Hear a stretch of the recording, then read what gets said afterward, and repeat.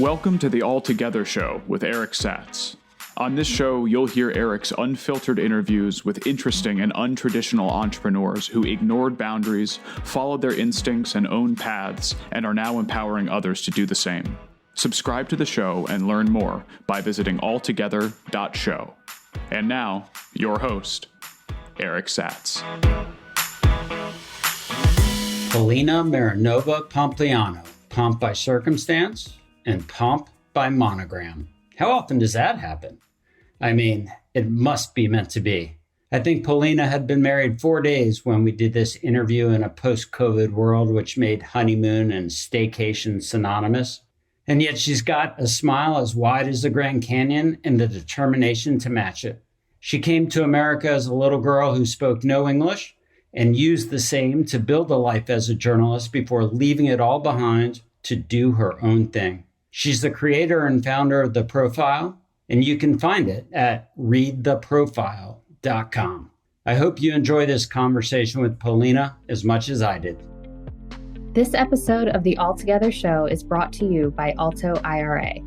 Alto is a digital, self-directed IRA company modernizing IRA investing. They make it easy and cost-effective for individual investors to access their retirement savings and invest in alternative assets. To learn more, visit altoira.com.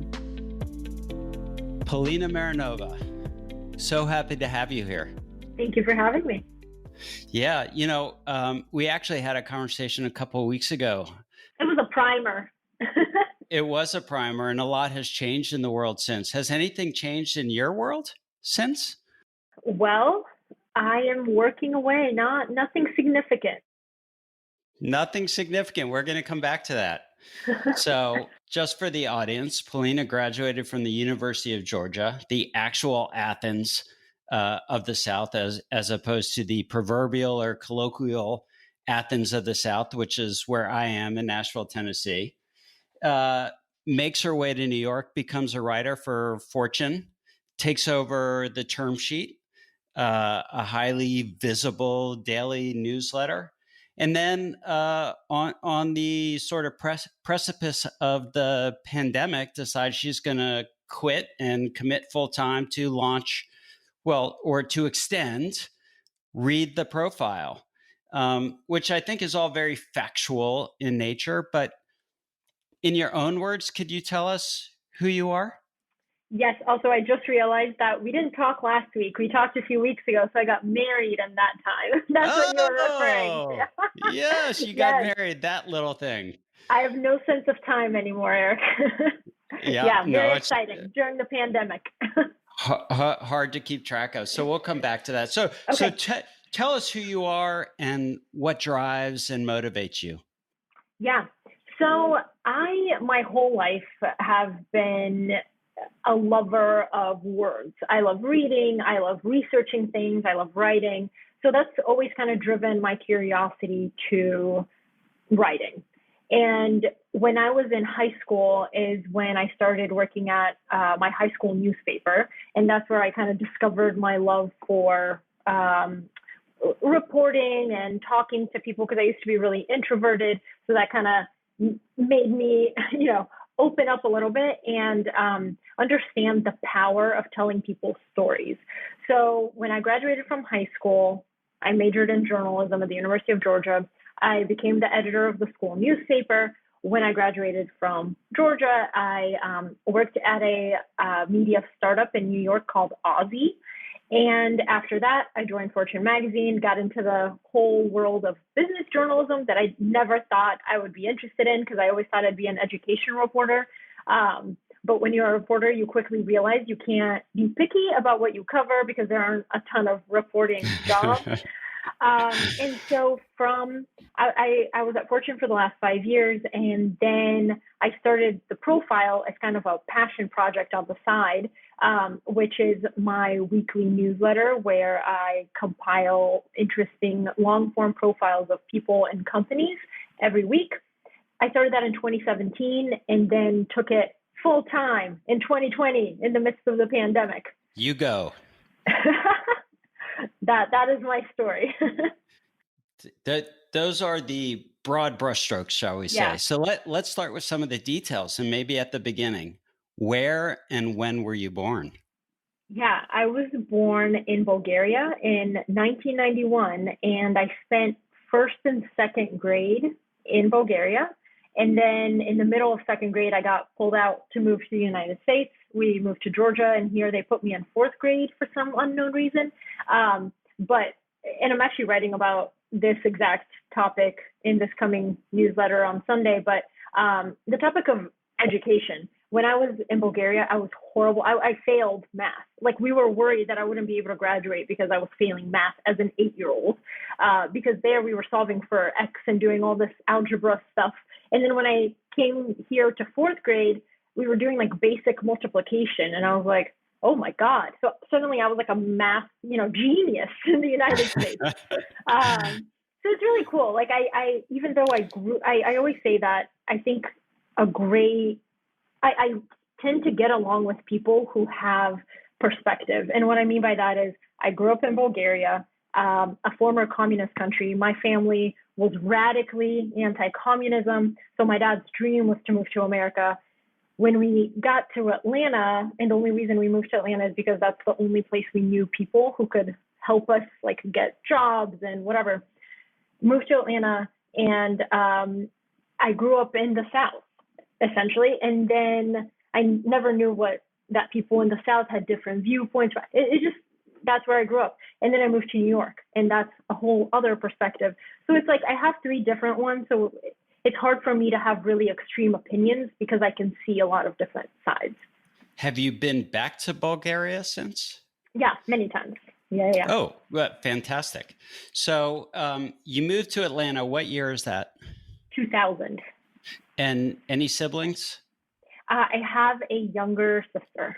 A younger sister. Okay. Yeah. And so were your parents working in or out of the home when you moved to Atlanta? Both of my parents were chemical engineers in Bulgaria. And then when we moved to the United States, obviously, no money, no English, like no connections. And also their masters in chemical engineering in Bulgaria, you have to wait until they equalize it to the US standard, all this stuff. So my dad was working 2 jobs at Marriott Hotel as a lobby assistant. I don't know how to say it. And then also at night he would go and work at Popeyes as a dishwasher. So had to really kind of put his ego aside to come to this country and start over. A lobby assistant. Are you referring to a bellhop or a bellman or some other position? He was in the lobby, like cleaning up and like making sure the newspapers were right on the table, like things like that. He loved that job because he got to wear a suit and tie, and he thought, I've made it. It just tells you where we've gone in this country, because now nobody wants to wear a suit and tie. Yeah, that's also true. I suspect some people are probably yearning for the days where they had to go to the office and wear a suit and tie. Yeah. It's amazing what time can do. So yeah. What is that like moving to a new country, I guess, in 3rd grade or after 2nd grade, and being put in 4th grade, by the way? What is that experience? Because you don't speak English when you come here, do you? No. It's weird. And like we talked last time, I think I told you. So first of all, kids are brutal, right? They have no filter. So of course, when you're different and you come from a different country, you don't speak the language, and you're like the odd one out. I didn't have obviously many friends. I couldn't communicate.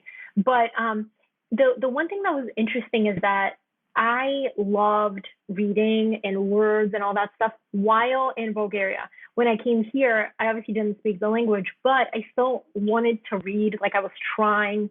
So I had a teacher in my English as a second language class who took an interest in me and saw that I was curious. And like, it just amazing that there are people out there in the world like that who, she didn't only see teaching as a job. She saw like, oh my God, there's a kid who has some potential to do something and she's interested. Let me try to help her. So she would send me home with these books in English and tell me to translate them in Bulgarian until I understood what the book was about. That is so smart. Yeah. And slowly, like I started learning, I started recognizing the words. It was just like bless her heart for taking an interest, because without her, like, who knows what I would have Listen done. to your Southern come out in New York City. Bless her heart. Bless her heart. Oh, my word. You really did grow up in Atlanta. So funny. How many years have you been in New York now? 5. Okay. Or almost 6. Yeah. So most of your life in the South.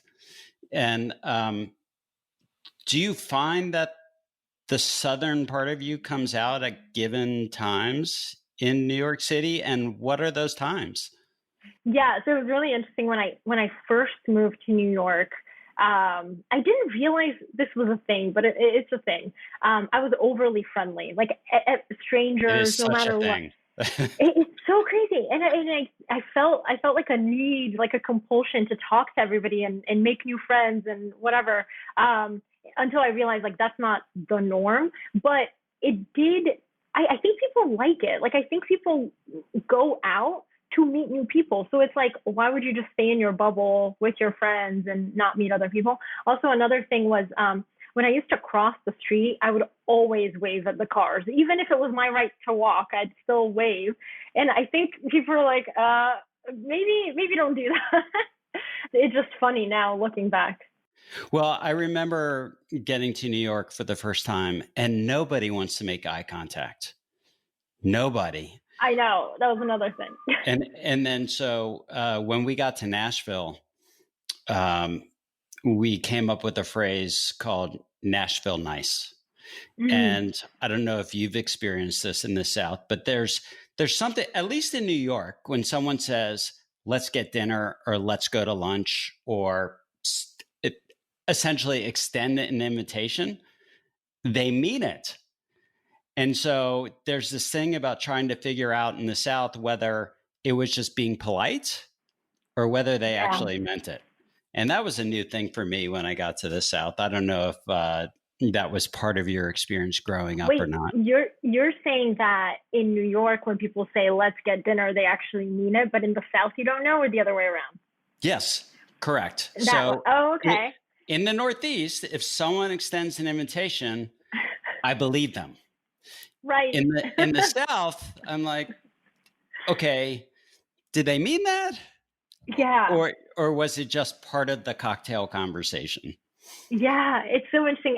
Another thing I noticed is after I had been living in New York, when I went back to Atlanta, a lot of people, when meeting them for the first time, especially if it's another woman, would compliment like an article of clothing, like, oh, I like your shirt, or where'd you get your bracelet? And it was kind of like an opening. And I never realized, like, nobody in New York does that. No, they do not. It's a different experience altogether. Okay. So teachers actually play an interesting role in your life, I think. I think they play an interesting role in most people's lives, but you actually write about it. And so it sounds like you're going to write about your elementary school teacher coming up here shortly. You've also written about your journalist professor. Mm-hmm. Can you tell us a little bit about him and the influence that he had on what you wanted to do for a profession? Yeah, so there have been a few. I think there was one in particular that I wrote about. His name was Conrad Fink. He used to be a writer and editor for the Associated Press. And he basically, he was the type of, when you walked into his classroom, it wasn't a classroom. That's why people learned so much. It was a table, and we would all sit around the table, and he was at the center, at the head of it. And he would just like call on you, ask questions. It was like a dinner discussion. That's what it felt like. It didn't feel like I was sitting there, learning. And I think that that's what a lot of, like, he basically inspired me to think critically. Like, I had been conditioned to kind of think like, I would read this, I would regurgitate it back on the test. But what he inspired was like, I want ideas. I want you to think like differently. If you were the editor of this publication, how would you handle this? And nobody ever asked me to do that. So I think it opened my eyes to this other world of learning, where it was kind of like based on your curiosities instead of tell me what you read in that book. So maybe the difference between information and analysis? Yes, information and analysis, and also the ability when you have a small classroom, fewer students, as a teacher, you're able to identify different people's interests faster and better. So, he could understand that I was curious about X, whereas Julie was curious about Y, and ask us about those things and further like develop our expertise instead of trying to teach us like the basics and we're all learning the same things. It's like develop individual students based on their individual interests. That's really neat. And so when you graduate from UGA, your dad writes you a letter. Can you tell us about the letter that he wrote? Yeah. So when I graduated, he wrote me a letter that said, basically, when we moved to this country, we didn't have anything. And he felt as though I felt the brunt of it. To me, it's like my parents, like, God, I can't even imagine being in my 20s, moving to a new country and having to start over. But he was saying, like, at that time, we couldn't buy you what you wanted and like the toys you wanted and whatever. So now I'm enclosing this check and I hope that you use, this $1,000 to buy whatever you want.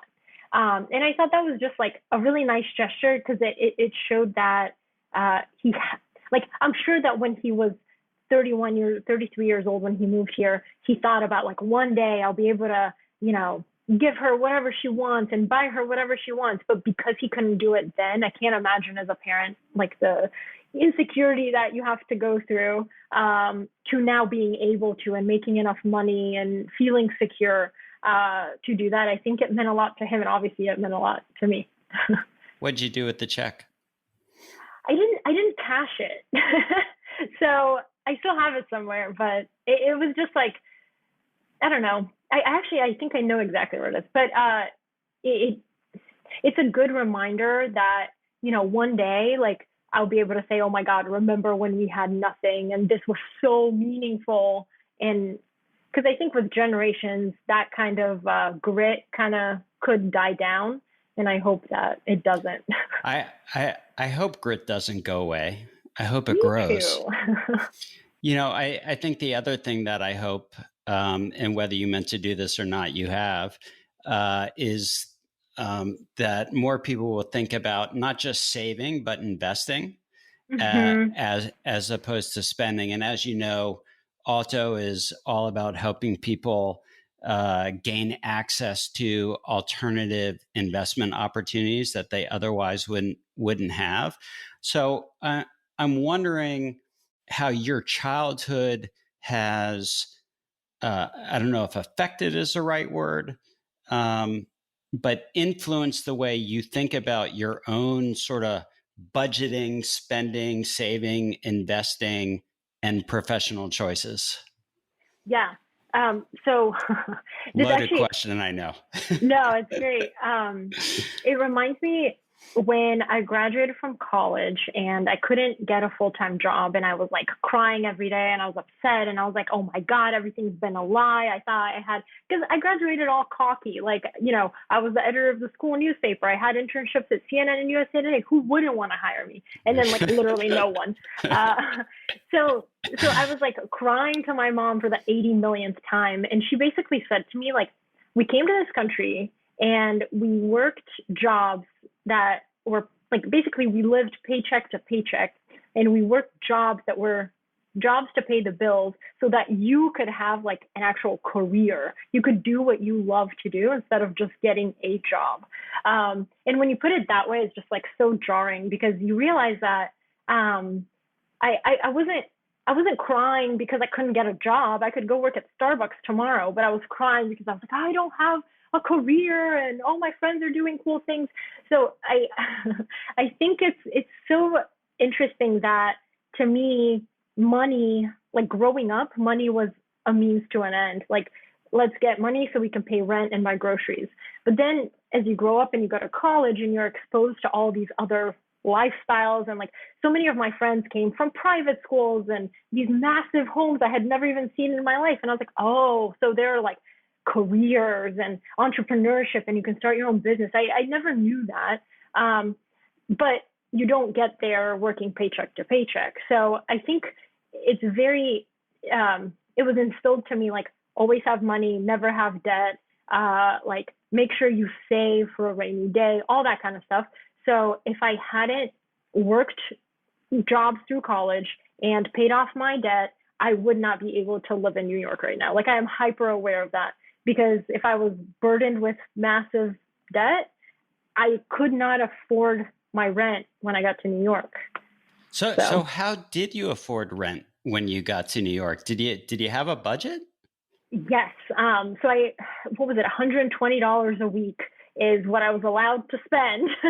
And I wrote down every expense, whether it was $5 for envelopes, $10 for a slice of pizza. And then when you realize that like one cocktail in New York costs $12.50, at the time I was like, oh no, like this is a lot of money. But it puts everything in perspective when you have to write it down and see your $120 dwindle. Then it's like, okay, I gotta actually put a constraint on how much I spend and try to find other ways to do things that maybe don't require spending money. Like, let's go on a picnic to Central Park instead of going out to a really nice restaurant when you're 23 years old. But yeah, so that discipline has always stayed.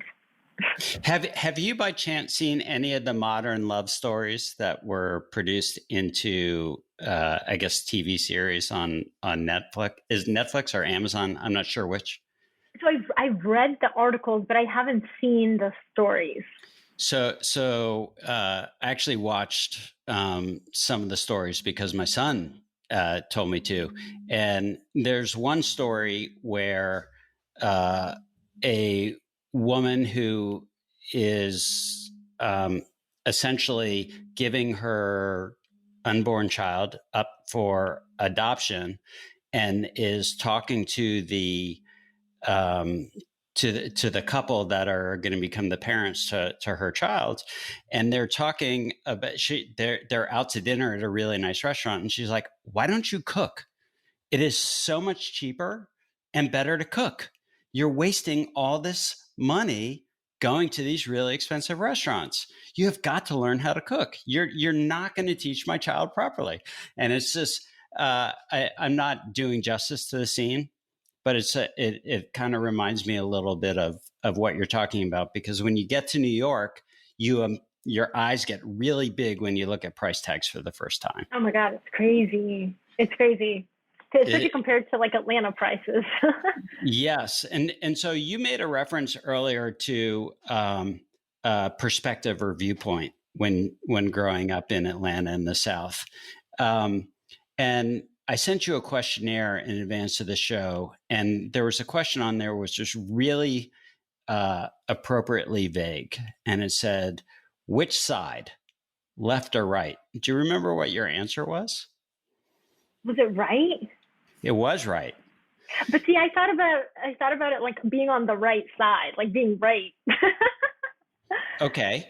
And so on the right side of an argument?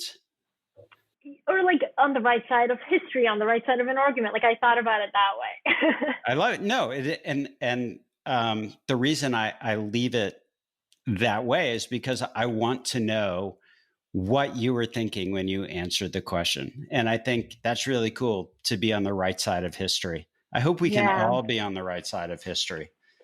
Yeah. Gotta make for a better country, wouldn't it? It would. And it's so hard because I think that what this country, like, okay, so I obviously from Bulgaria, people there are incredibly direct.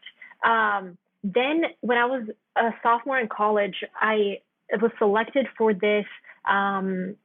It was an all expense paid media trip with other student newspaper editors to Israel. And it was like 2 weeks. It was amazing. So we got to meet with New York Times reporters who are based in Israel. We got to meet with politicians, all sorts of people. And the cool part was that everybody was so honest and transparent and just direct. And coming from the United States, like everybody's like, oh, can you believe he just said that?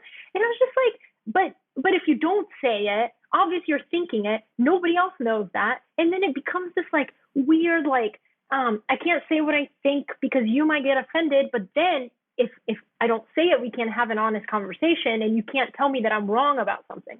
So it's just like, I just wish that there was more nuance in the US, and people could have really tough conversations without getting so heated and blowing up. And what we have now is extreme divisiveness.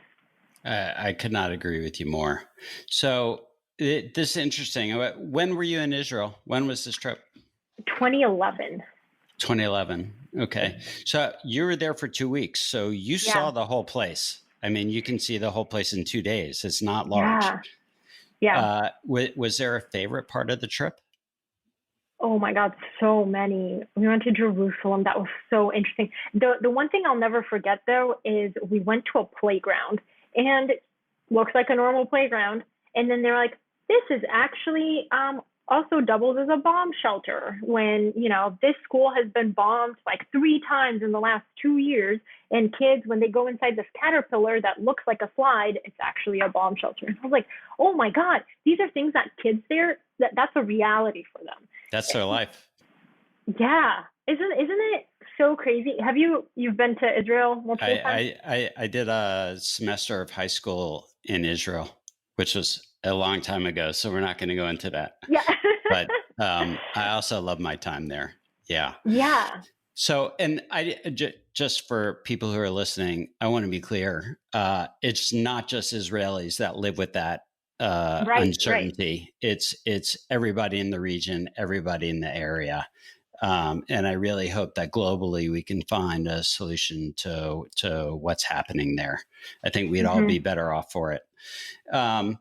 Speaking of foreign lands, you've also been to Greece, if I remember correctly, and I think you were going to run a marathon, the original marathon. Yeah. I'm curious, did you run the marathon? Yes.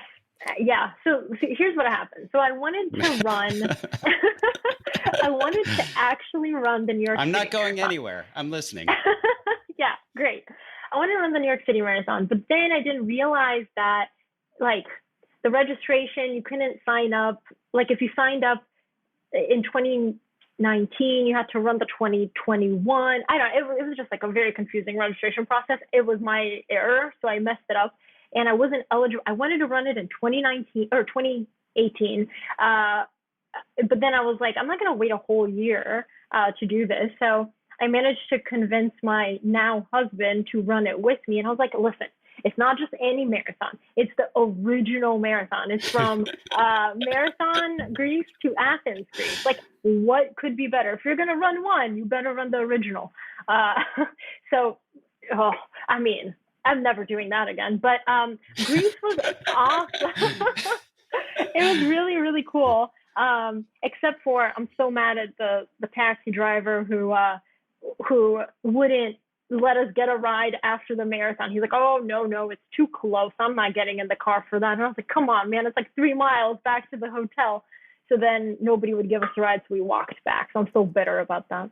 So I'm sure that's an incredible experience, running the original marathon. I will say that running the New York City Marathon is also an incredible experience. And so I believe it. When you're ready to try again, I'm going to encourage you to apply in advance and run the New York City Marathon. Yeah. No, absolutely. So I also asked you window or aisle. I said, did I say window? I actually don't know what you said. Okay. So I'm going to I don't know either. So I'm going to ask you window or aisle. So it depends. It's changed recently, but originally window. Why and what changed? So I love sitting on the window side if it's somebody I know next to me and like I can make them get up 18 billion times. Otherwise, like I love the window because you get to see everything, especially if you're going somewhere for the first time. You see like the land. It's cool. I don't have any fear of heights when I'm in a plane or anything like that. The only thing is when planes start to land, I get really nauseous. So sometimes I get like, I feel like I'm going to throw up. So I have to literally run to the bathroom. So if, there's like 3 people, I don't want to wake them up and all this stuff. So maybe aisle in that case. Okay. TMI. No, I mean, everybody's got a reason. So it happens. So how long did you write the term sheet? For how long? For 2 and change years. What was that like taking that over? Yeah, extremely intimidating. Who did you take it over from? Erin Griffith. She is now at the New York Times. At the time, she was at Fortune. Super great reporter, well-sourced. She knew tech, Silicon Valley, venture capital like the back of her hand. I, on the other hand, had come into Fortune, and my goal in my first year at Fortune is to understand 10% of what term sheet said. So that gives you an idea of how much I knew when I first started. But then by the time I took over term sheet, I had developed some sources and some relationships. And I was smart enough to be able to tell people, hey, I don't know everything. So in the cases that I don't know, I'll either tell you I don't know, or I'll call somebody who knows and interview them and give you better answers. I find that when you don't know something, the worst thing you can do is pretend you do, because people can see right through that. So just radical transparency. But it was extremely intimidating. I was very nervous. Every day I would wake up in a panic because I would literally, Eric, wake up at 4 a.m. just to make sure that I could have enough time to compose my thoughts and all that stuff. Well, there are a lot of people depending on you. Yeah, it's terrifying. And by the way, first of all, thank you for sharing that you were just trying to understand what the term sheet said for a long time. And one of our values at Alto is that education will drive equality. And so for those who are listening and are trying to learn about alternative assets and alternative investing and due diligence and how companies raise money and what businesses are doing, I'm just going to throw a shout out to term sheet here as a way to begin to read, and then go Google and familiarize yourself with a bunch of the terms that are in there. So, but back to you and your story. So you take over a newsletter. I don't even know what the circulation is. What do you know? What's the circulation for term sheet? Let's say tens of thousands. Could be more. Could be more. So all these people, Silicon Valley, the Northeast, Wall Street, they're waiting to, probably with their cup of coffee or whatever it is they're drinking, they're waiting for that newsletter to hit their inbox so they can know what happened yesterday. Yeah. Clearly you were waking up at 4 a.m. That kind of weighs on you. How do you decide what makes it into the term sheet? Oh, so many things. I mean, obviously you have to understand, what's going on in the news now. What do people care about? And a lot of times they'll tell you what they care about. They'll email you. And I mean, that newsletter is such a powerhouse just because the types of people, sometimes I would get an email and somebody would be giving me an idea or saying I don't like something, whatever. And then I'd Google their name and I'd be like, oh my God, I had no idea that this person was such a big deal. But that's the caliber of people who read it. And so it's a lot of responsibility. It weighed on me greatly because I'm the type of person, when I do something, I want to excel at it. And to think that I could be mediocre or horrible or whatever, just ate at me. But like you said, education, you can learn anything. At least that's what I think. As long as you have an internet connection, you can Google anything. There's books, there's articles, there's people you can ask. So that's what I did. And I hope that people got value out of me bringing that knowledge and what I learned, because we kind of learned alongside each other. And a lot of times, yes, there's the big, powerful people who read it, but there's also the aspiring entrepreneurs and the people who are just now starting to learn about business. So it's kind of it's a dance between all those sides. I like that analogy or metaphor. I don't actually know what it would be, but the dance. The dance. So at what point while you're doing this do you decide that you're going to start the profile, and why? So actually, I started the profile before I did term sheet. Oh, okay. So I started Term Sheet in August of 2017. I started the profile in February of 2017.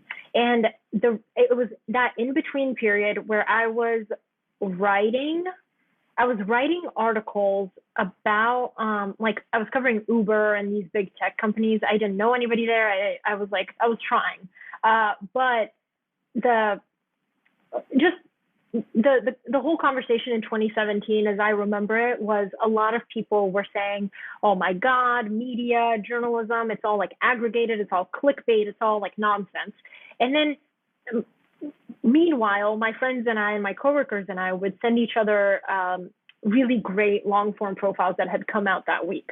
And so I was like, why don't I just put this in a newsletter to show like, hey, there's really great journalism out there if you care to read it. So that's how it started. And I was just bored, to be honest. So I had time on my hands to do this after work. So on the subway, I would read articles. On weekends, I would write. But it literally just started with, oh my God. If I show you the first edition of the profile, it's hilarious. There's like a GIF of Elon Musk drinking a whiskey. I don't know what I was drinking, but it was a fun thing to do for myself outside of work. And yeah, and Fortune I asked permission to do it because otherwise it could be a conflict of interest. But because I was curating and not creating original content, they had no problem with it. So, God, you just said a ton of really interesting things in that. And for everyone who is an entrepreneur or wants to be an entrepreneur, and it sounds like this was your experience, and I will just confirm that it's also my experience. There's nothing like learning by doing. And I'll just share with everyone that while this isn't going to be the first published podcast for the show, you and I did the first podcast for the show. Yeah. But I was so bad. No, you weren't. That I asked you to redo, and you were kind enough to redo. But you look back at that first thing, and you're like, "Oh my God, how could I send that out to the world?" But you learn by doing, and you sort of have to jump off the cliff, take a leap of faith, and just do it. So here's my question: you decide you're going to launch this, you're going to do this. How do you get circulation? Everybody knows that distribution is hard. What did you do? I put it on Twitter and I put it on Facebook, and I got, for the first issue, I think I had like 140 subscribers, which were all family, friends, and coworkers. Yeah, but still, that's a big number.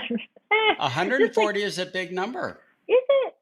For a first newsletter? That's a big number. Yeah, it was like, basically I knew most of the people. It was like family and friends, some like random, relative in Bulgaria that saw it on Facebook and signed up. Like it wasn't, really, really a crazy number of people.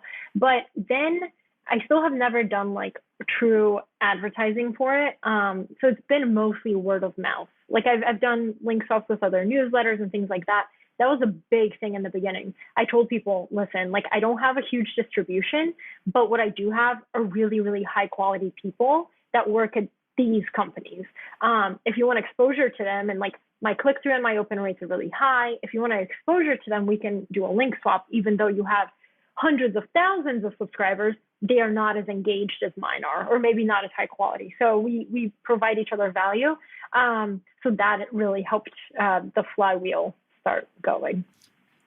The flywheel, by the way, is a Silicon Valley term that people can Google. Well, it is now, because everyone wants to know, about your network effect or your flywheel, and is it built into your business model? I meant it more like abstract. I know what you meant, but so do you have a sense for how many people are on distribution lists for number 10? No. So in the first year, I got by literally, I think it was like December 31st, I hit 5,000. So maybe 500. What happened is everyone started sending it to each other. Have you calculated that growth, by the way, from 100, 140 to 5,000? Yeah. Have you done that? Yeah. That's real. It's real, but it's small numbers. It's not like I went from. There is a law of small numbers. I agree, But what I'm telling you is if you talk to Alex Lieberman at Morning Brew about how the Morning Brew grew during the first year, you should compare your numbers to his numbers. And by the way, you're just going to have to listen to the podcast that I do with Alex. Oh, you did one with Alex? About Great. the Morning Brew. I would love to hear that one. Oh, and great. So you can listen to how that started. And I'm telling you, your numbers are fantastic. Thank you, Eric. Hopefully they stay that way. Yeah. Hey, to God's ear. So, I didn't realize, by the way, that you started Profile before you started Term Sheet. Mm-hmm. I imagine that Term Sheet was an accelerator for growth at Profile. Can you connect those dots? Was there correlation there? Definitely. And it was because the people who read Term Sheet then would maybe click on my Twitter account and then saw that I was doing this other thing. I don't know how many of them converted, but I do know on the last day at Fortune in Term Sheet, I said what I was leaving to do. And so many people came to the Profile because either they just wanted to keep up with me, or they liked my writing, or they were just like, curious about what this is about. Regardless of why they came, a lot of them have stayed. So I still get to have those really awesome conversations with the same people I used to talk at Term Sheet. That's fantastic. So it's, what is it, March of this year? Is that? So March of this year, you're ready to leave the security of Fortune and kind of roll your own. So take us through that. Take us through that thought process. So I started thinking about it in January, and I think we talked about this last time, but it literally felt like everything I listened to and everything I read was just like, do it. if you don't leave now, you'll never leave. Literally everything that would come up on my Twitter account was like confirmation bias. Everything I saw was like, yep, definitely. But then I would have that other side of my brain that was like, what are you thinking? You've been writing in Term Sheet how, there's a looming recession on the way. Like, why? This is pre-corona anything, but it was like, it's 10 years, there might be a recession. Why would you leave your secure job before a recession hits? So I thought about all that, and then I could, this push and pull was driving me crazy. So in my planner, I circled March something, and I was like, I'm just gonna do it. And if it's in my planner, it's happening. So I told Fortune in the beginning of March. So I gave them 3 weeks basically. And my last day was March 20th. And even still, in the beginning of March, I had no idea what coronavirus would bring, what the pandemic would be, that we would all be shut down in our apartments. But it did in a weird way, because people, after they've exhausted all the traditional Tiger King and whatever they're watching and reading and doing, after they've exhausted all that, they're like, what? I have money to spend because I'm not spending it on anything else. Maybe I'll pay for the Profile because I like the content. I want to get more and I want to learn. You really think that's the connection? That's in my head. That's the connection. Okay, then that's the connection. So here's my question. Do you announce to your readership that you're starting the subscription before you tell Fortune you're leaving? No. Oh, wait. Oh, you mean the paid subscription? Yes.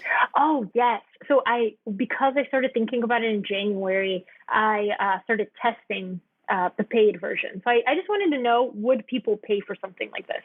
So I added the paid layer in January, kind of saw how many people are converting, and then backed into the math of how many subscribers would I need to match my salary at Fortune. And that was my goal. And that's how, otherwise, I really do think before you do something drastic, like quit your job, try to use math and a plan, or math and common sense to see if this is a viable thing that will make money. Because otherwise you'll be like my grandmother in Bulgaria. She saw on Facebook that I said I was leaving my job to start, but I hadn't told anybody. So she called my mom and she's like, oh my God, she got fired. What are we going to do? How is she going to make money? I was like, no. Poor translation on Facebook. I did not get fired, but yeah. You should definitely blame Facebook for that one. I should. Or Duolingo. I'm not sure what app she was using, but so you announce in January. What's the immediate reaction? Like, when do you know it's going to work? When can you extrapolate out to, okay, I'm going to get X number of conversions, and worst case, I'll be even? So by March, because I had been doing it for 2 months, I had an idea of how much, if I had gone at this rate, how much I would make, and I was okay with that.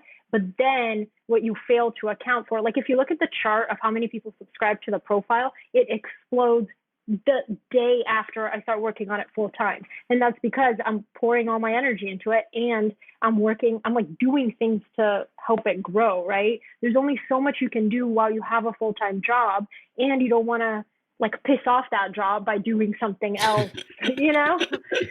So I stopped myself from doing a lot of things that I knew would work because I was still at Fortune. So I did link swaps. I got people to write for the profile. I freelanced for The Hustle, and they included my link in their massive newsletter. All those things help.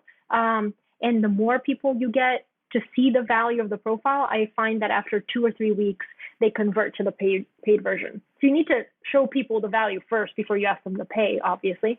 But right now, I am on track to make more money this year than I've ever made in any salaried position in my career before.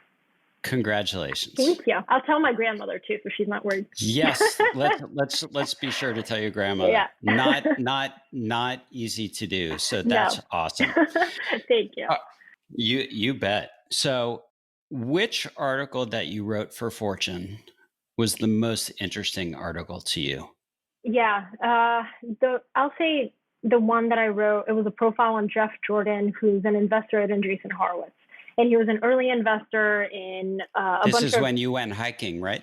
Yes, I went hiking with him in the morning. And while interviewing him, so you can hear on my recorder, it's like, and I was just like trying to breathe and ask my questions. But I used to run that hike, by the way. Oh, really? I know that hike. Yeah. Oh, that's cool. Oh, okay. You used to run it. I could barely walk and talk. But it was really cool because I didn't think it would be hard. I thought it's a profile. Like, I'll just say what he did and whatever.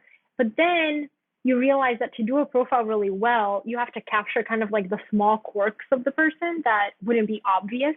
And yes, I spent a day with him, which is more than any reporter that does a profile on somebody. Usually you get like 1 hour with the celebrity to write a profile on them.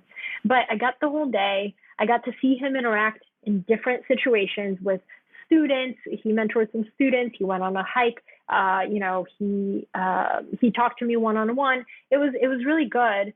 But then it was so hard because it's like a human being, and it's like, it's not like a human being. It is a human being. It is a human being. And it's just like, I know for myself that no matter who it is, no matter how great and glowing the profile is, I still won't like it if it's done on me, because I know myself in a way that somebody who spends a day with me wouldn't know. But it was just a really good exercise in understanding that, you have to pay attention to everything and be able to kind of explain your blind spots too. Try, by the way, watching yourself on these things. I don't know if you've ever done that before. It's horrendous. Yeah, it's the worst experience ever. Oh my God. So, how do you decide what makes it into the profile? Yes. Okay. So I'd like to think I listened to this podcast once with, I'm blanking on his name. He writes the browser. It's Robert. Oh, it's okay. I'll look it up. Yeah. We can Google it. Okay, while you're Google talking. I'll Google the browser. The browser newsletter. Yes. He said that he considers himself kind of like a film critic, like a critic of good content. What is his name? Robert. I'm looking for the about. Oh, okay. Here we go. No, you go. Basically, he sees himself as a critic. Robert Catrell. Robert Catrell. Yes. There you go. So Robert talks about how it's about taste, and developing a taste of good articles and what's considered good. It's very hard to say like this is a great profile and this is not when they both have the same amount of reporting, the same length, the same whatever. But it's just about taste. Like I can read a profile and be like, wow, this was really good, and read another one and be like, this is trash. But it's just about the. Do you immediately get online and send an email? This was trash. I can't believe you published this. Yeah. But the thing is that you become kind of like a critic, and you develop a taste over time. And the people who subscribe to your newsletter, if they typically like what you put in and the variety that you put in, they tell you. So, for example, I have 8 or 9 profiles, and only one of them I highlight and I say this is highly recommended by me. Who decides? But I decide. You decide. Yeah. So I say this article is a highly recommend. It's really good. I hope you read it. Only, I think it's maybe 3 times in the history of the profile have people the most clicked profile has not been the one that I highly recommended. It's the first one I click for obvious reasons. Thank you, Eric. But it is because I think 1, people trust me, and 2, it typically aligns with their interests. I'm not gonna do one that's totally out of the norm. But if I see that they clicked on something else and not that one, I'm like, oh, interesting. Like maybe people aren't as interested in this topic as I thought they would be. So, by the way, you're just practicing tried and true practices. The cover of a catalog, by the way, that's going to be the best-selling item. The top items on a menu, those are the best-selling items. The house specialties, so when you say highly recommend, it's like saying house specialty, spaghetti carbonara. I mean, who then orders the spaghetti puttanesca? I don't know. Not me, but Right. Exactly. So, all right. So New York City is your favorite city. Yeah. You've lived there for 5. Why is it your favorite city? You've traveled. Why is New York City your favorite city? It is the hardest place in the world to live. The hardest place, like the craziest place, but it's just, I love that there are so many. You can get on the subway and you see an elderly lady next to a girl with pink hair, next to a guy with a nose ring, next to like somebody with a cello. It's like so cool. and in New York, you have more of a chance of bumping into somebody like that with a fascinating, interesting story than I think you have anywhere in the world, just because it attracts that type of person who is, it has all sorts of different, it has journalism, it has finance, it has fashion, like all sorts of different industries come here. And then it's like ideas. Like I love learning at the intersection of like several different ideas. And if you don't expose yourself to new disciplines and new topics and new people, you'll only stay with your old, rusty ideas. So this way you can broaden your horizons, Eric. So I don't disagree, by the way. I love New York, and I lived in New York for how long? 7 years. Wow. So when you're on the subway and you see all these people who clearly have different stories, mm-hmm. Do you build the story in your head, or do you ever talk to them? Do you ever inquire as to their story?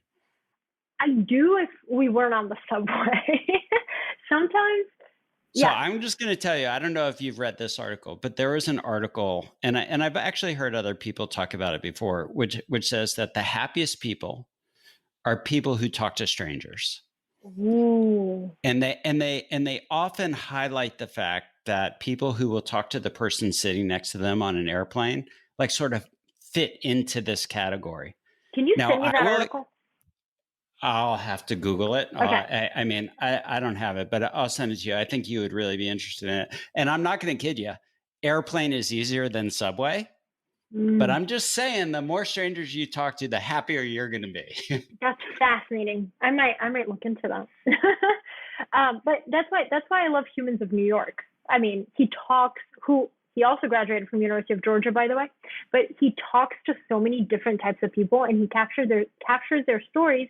And I love the types of people who you see, you immediately pass judgment, and then you read their story, and you're like, whoa, it's nothing like I thought. So here's another one. Have you seen the introductions between two people where the room is completely dark? Like one person can't see the other person. They're having conversations. Okay. This is something you're going to have to Google also. Like the soundtrack is so different from the visual once you get the visual. You're like, there's no way I would have connected that voice and those thoughts and those issues and those concerns to what I'm seeing. Oh, I love that. This is the stuff I love. Okay. It's amazing. That one you're going to have to Google on your own. Okay. I don't know. But it's out there. I mean, it's really, really cool. Okay. We're getting close to the end here. So you forgot that you got married last week. I forgot that we had our interview before last week. No, but we're gonna go with my version of the story. Okay. So you got married like 2 weekends ago. Yes, July 11th. What do we now? I don't even know. July 23rd. We are July 23rd. So okay. Yeah. So 2 weekends ago. Where'd you get married? Who'd you marry? How was it? It was awesome. So basically, my now husband, Anthony, 2 weeks ago, or actually like a month ago, we were supposed to get married on April 18th of 2020. Obviously, that didn't happen because of COVID. So then we pushed it to July 11th. And in April, July seemed like a world away. And then time kept moving and nothing was changing. And we were like, okay, do we want to keep pushing this or do we just want to get married? Because that's the point of a wedding. So we got married with nobody there, no family, just the officiant who was his brother, and then the witness who was the photographer. And I was going to ask if the witness was the photographer. Yeah. So it was at the original venue. We just got the second floor. And yeah, it was simple. It took an hour. It was awesome. We walked. So it was also like a day where there was like a tropical storm in New York, of course. But we went outside to take some pictures in the West Village where the venue is. And then the sun came out. There was no rain for 15 minutes. We took pictures and then we went back. It was great. Highly recommend. Congratulations. Thank you. Yeah. So the start of a very long story, I hope. I hope so too. Yes. Yeah, I'm sure it will be. So, do you feel different or the same? See, it doesn't, I think if you want to get married just because you think something's going to dramatically change or you're waiting for some problem to go away, it's not going to happen. It's literally, daily life, everyday life, you get married, and then again, everyday life. It's up to you to keep evolving as a human, but it's not just going to erase everything and you start over. Agree 100%. At least that's my experience. Well, I think that's right. You don't get married to try and solve a problem. No. You want to add layers of complication to an already problematic relationship? Get married or have kids. Right. So that neither of those will solve the underlying issue. Okay. Well, hey, thank you for being on the show, for doing it twice. Thank you. I hope this time was even better than last. There's no doubt in my mind that it was because you did more of the talking than I did. So I think it was great. You should publish both, honestly. Maybe we will. Until next time. Awesome. Thank you, Polina. Thank you, Eric. The Altogether Show is brought to you by Alto IRA. Alto knows that the public markets offer insufficient diversification of retirement accounts. That's why Alto developed a streamlined platform to make it easy and cost-effective for anyone to invest their tax-advantaged retirement savings in alternatives. Assets like real estate, venture capital, and crypto that are outside of the public markets and available through Alto's 21 platform partners. To learn more, visit altoira.com.